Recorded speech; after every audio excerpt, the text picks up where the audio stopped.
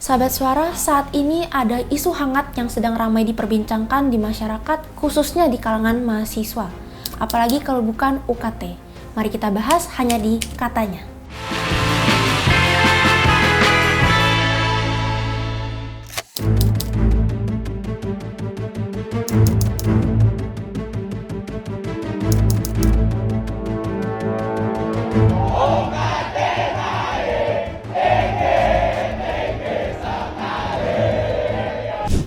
Nah, sebelumnya aku kasih tau dulu ya tentang UKT. UKT sendiri merupakan singkatan dari uang kuliah tunggal atau yang lebih dikenal sebagai uang semester.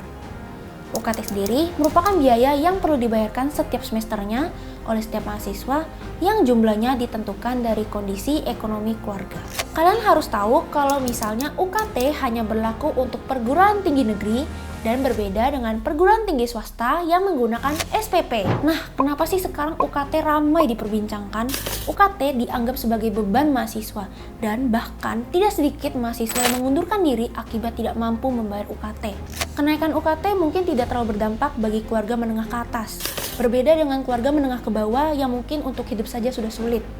Dengan kenaikan UKT ini pasti akan jauh berdampak kepada kehidupan mereka, terutama bagi mereka yang mempunyai anak yang ingin berkuliah. Kuliah bukan hanya semata untuk membayar UKT, tetapi juga biaya hidup. Oleh karena itu, kenaikan UKT ini pasti sangat berdampak bagi keluarga dengan ekonomi menengah ke bawah. Masalah kenaikan UKT ini direspon dengan berbagai macam cara, seperti demonstrasi, rapat dengan DPR, dan masih banyak lainnya. Tapi, kalian penasaran gak sih apa respon masyarakat soal isu kenaikan UKT ini?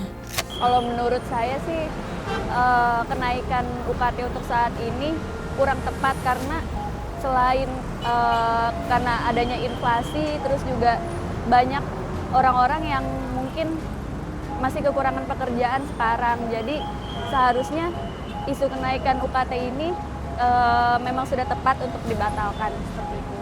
Kalau menurut aku sendiri sih, sebenarnya aku swasta ya, jadi nggak terlalu berpengaruh sama isu kenaikan UKT itu.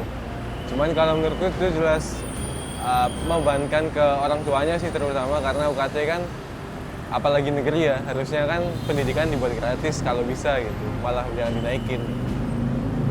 Tanggapannya kalau aku nggak setuju karena apa?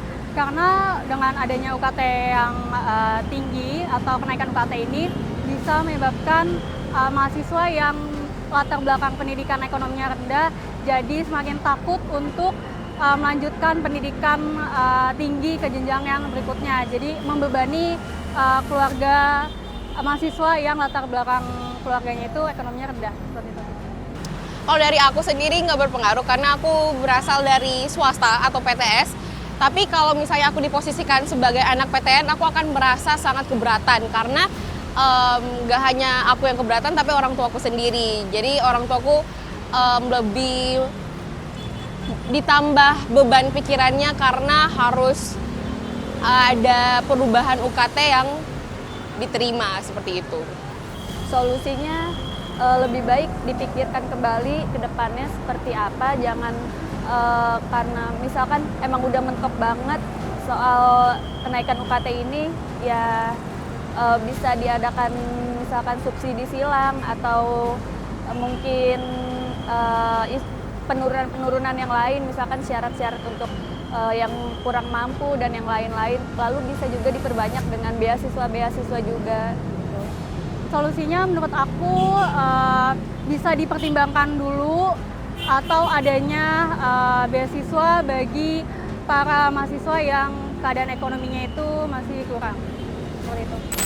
Sebagai informasi tambahan, UKT dikelompokkan menjadi 5 kelompok. Kelompok pertama dan kedua dialokasikan untuk ekonomi menengah ke bawah. Sedangkan kelompok 3, 4, dan 5 diperuntukkan untuk ekonomi menengah ke atas. Pada 27 Mei 2024 lalu, Nadiem Makarim mengumumkan pembatalan kenaikan UKT setelah dipanggil Presiden Jokowi dan juga didukung dengan banyaknya aspirasi dari masyarakat maupun mahasiswa. Lagi bahas beberapa isu pendidikan, mau lapor ke Pak Presiden. UKT ya? Ya, pada beberapa isu. Dan kami Kemendikbudristek telah mengambil keputusan untuk membatalkan kenaikan UKT di tahun ini. Dan kami akan merevaluasi semua permintaan peningkatan UKT dari PTN-PTN.